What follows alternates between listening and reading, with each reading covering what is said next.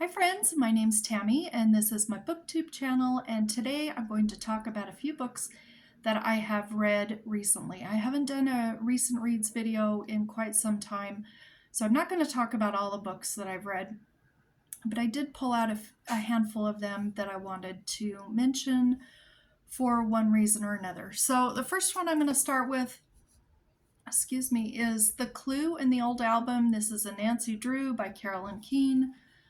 Number 24. Yeah, this is number 24. I think I read this when I was a kid. I sort of recognized it as I was reading it, but it's been a long time ago, so I can't quite remember. But I did enjoy it. It involves dolls and gypsies and albums and, your typical Nancy Drew mystery, and I did like it. I think these are a nice palate cleanser for when you're reading some heavier books. And I've been collecting these hardback yellow spine ones as I've seen them out in the wild. And I have 6 or 8 of these now, so I'm just always on the lookout for them because they show up here and there. I wanted to talk about that one. I also read Persuasion by Jane Austen, and look at that cover. Isn't that gorgeous? Now, Jane Austen is hit or miss for me. Mansfield Park is my very least favorite book that she wrote, and I don't give books stars, but let's just say I do give books stars. I would give Mansfield Park a 1. I'm sorry. I actually really liked Mansfield Park until I got to the end, and I was so mad about the ending. One of the characters did not end up with somebody that was deserving of our main character. She deserved someone so much more, and I was really mad about the ending. So, and I'm still salty about it. So I gave that a 1 star. I would give that a 1 star. I read Emma fairly recently as a buddy read with Nadine, and I would give that probably a 2 star. That was not a great book in my opinion. Persuasion, which is this one, I would give close to a 4 star. I did like this, and I think, okay, let me back up and start with Pride and Prejudice. The first time I read Pride and Prejudice, I did not like it at all. I couldn't figure out what all the hype was about, and I didn't like it. That was back in 2014, I think, that I read it. Then I picked it up again in 2015 because I wanted to try it one more time, and strangely enough, I really liked it, and I would give that one a 4 star. And Persuasion, I think, is in the same grouping as Pride and Prejudice. I think if I reread this down the road, I will really, really like it. I think I've just read too many Jane Austens all close together, and maybe I was a little tired of Jane Austen. So this one maybe gets like a 3.5 star, and I am going to hang on to it because I do think I would like to reread this down the road. I think I'll enjoy it much more. And then my 2 favorite Jane Austens are Northanger Abbey and Lady Susan. Lady Susan is my very favorite. I think Lady Susan is absolutely hilarious, and I really enjoyed it. I have not read Sense and Sensibility, and I have it, but I'm not going to read it for at least a year or 2 because I think I've just read too many Jane Austens altogether. Altogether meaning close together. So I did read that, and I want to talk about that. Okay. So I read The Royal Diaries, Anastasia, The Last Grand Duchess, Russia, 1914, and it's by Carolyn Meyer. I was just looking because there's this weird little thing in the front. I hadn't noticed that. looks like a quiz. Like if, I guess the reading level is 5.8. So I guess I'm reading a little below my reading level, but I love these books. I like these Royal Diaries. I think they're good books to give middle schoolers just a taste of some history. And of course it's fiction, but it's based on history. And I think when you get done reading one of these books, you know a little bit about the subject. And I've always been fascinated with Anastasia. So I enjoyed this. I really enjoyed this book, actually, a lot. And I recommend the Royal Diaries series. I read probably most of them 20 years ago, when I was homeschooling my oldest daughters. They used to like to read these, and I read a lot of them back then. Another one I do have to talk about, one of you, and I don't remember who it was, about a year ago suggested the Heartwood Hotel books by Kallie George, and I've read all of them.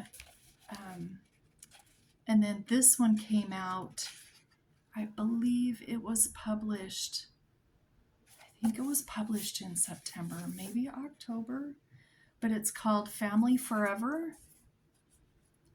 And I think these are the sweetest kids' books. And the pictures or the illustrations are just darling. Find another one. And the stories are sweet and kind and uplifting, and I cannot find anything wrong with this series. I have loved it. And this one came out, and I thought, oh, I have to get it because I've got to read it. And I did, and I loved it. I hope there'll be more in the series. I'm not really sure, but this one just came out recently, and I do love it. Two other books that I have to talk about. My mom and I have been reading the 43 Old Cemetery Road series by Kate Klise, and we're done. This is book 6 and book 7, and we're both done with the series. We had Greetings from the Graveyard is number 6, and the Loch Ness Punster is number 7, and this is for sure a finished series, and this book had a perfect ending for the series, and I really love these. I think if a middle grader could get this series in their hands, they would absolutely love reading it. Some of my favorite books. Okay, I've got 3 more books that I want to show you, but those were some of my ones that I read probably in September, maybe in October. Not everything I read, but the ones I wanted to talk about, except for 2 books that I did want to mention. Let me find them here on my list. One was Anne of Windy Poplars by Ellen Montgomery. And when I was pregnant with my first child, I remember this because a friend of mine and I decided to read the series together, the Anne of Green Gables series, and it was 1992, and we both loved Anne of Green Gables, and we decided to read the series, and I feel like I read the whole series, but maybe I stopped. I remember getting to around book 4 or 5, somewhere in there. I don't remember. And the further I read in the series, the less I liked the Anne of Green Gables books. I'm sorry, I don't mean to offend anybody, but and I only ended up keeping that first book, and I've read it dozens of times. And Nadine and I decided we were going to read the series together, and we really liked book 2, 3 or 4. I don't remember which one Anne of Windy Poplars is. It's probably either book 4 or book 5. When we got to that one, I really just did not like that book. Is it just me? Did anybody else out there not care for Anne of Windy Poplars? I thought there was a lot of meanness in that book. There was a lot of mean things with characters, and I felt sorry for some of the animals that were in the book. They did not have the best lives or endings in that book. Anyway, I'm wondering if way back when I gave up on the series, because I'm giving up on the series now. I don't want to read anymore. I've just liked them less and less as I've gone further, and I really disliked Anne of Windy Poplars. So I did want to mention that, just because I'm just going to be honest about my opinions. That doesn't mean my opinions are right or wrong, or your opinions are right or wrong. Just that's what I thought of that book. I did not like it. Another book that I did not like, and I did want to mention it, it's a cozy mystery, and it was a book 1, and it was called, let me look for it. Oh, what is it called? Murder in Christmas River, and it was by Meg Muldoon. And I can't remember what the series is called, but I did not like that. It's been maybe a month to 2 months ago that I read it, and it's very forgettable. I don't remember anything that happened in the book. I didn't find it interesting. I didn't connect to the characters. I didn't really like some of the content, and I think there was some language in there too. I don't know. It was not for me. And I'm not going to read any more books by Meg Muldoon. I'd be curious if any of you have read her books and liked them. What am I missing? Or maybe things got better in the series, or maybe there's a better series, but I probably will never pick up any books by her again. Okay, so I have read 6 books so far in November, but I'm going to talk about 3 of them because we're already up to 13 minutes here. I did read The School at the Chalet by Elinor M. Brent-Dyer. And I read this because of Fiona. She has been reading books in this series, and this series has like 60-something books. I won't be reading the whole series. I may not read any more in this series, but I did enjoy this book. And one of my buzzwords, I guess you could say, would be boarding schools. I love books about boarding schools, and this is about one. We have this young girl is the main character, and that's her older sister. Those are the 2 main characters. And this sister here decides she's going to start a boarding school. They start out with her and one other person, and pretty soon they're up to 8. And by the end of the book, they're up to, I don't know, 30 or 40 students. And I enjoyed this. It's old-fashioned. When was this first written? 1925. So if you read it, realize it was written in 1925. So it's a bit old-fashioned, but I liked it because it was sweet. The girls are good girls, but they were rambunctious, and they had some moments, and I liked that because they were real, and the characters were flawed in this book, but it was a lot of fun. It was just fun to read about them and their classes and the new girls as they came to the school and the things that they got up to. The thing that I love about this book, first of all, look at that cover. But there are, okay, I'll just show you real quick. Throughout the story, there's lots of illustrations, which I really liked. But the first 75 pages is all extra material. And there is stuff, well, let me tell you what there is. There's a biographical introduction, an introduction to the Chalet School series, interesting ephemera, further reading, the lists of the titles, Austria. There's a whole history about Austria, the publishing history, just all sorts of stuff. But there are pages and pages and pages of photos from the places that are in this book. There's a picture of the author. I mean, there's a picture on just about every page. Well, so you can see I'm turning the pages, and there's one on every page. And there's scattered throughout. Here's some of the covers in the series. There's just lots of really interesting stuff at the beginning. And then, of course, you've got the story. So I really enjoyed this, and I am very happy with this copy. I didn't realize it had all that fun extra stuff when I bought it. So I wanted to talk about that one. By the way, for that one, I put it... Oh, I didn't put it on my bingo. Sorry. I was thinking about putting it on I Need a Doctor space here in the middle.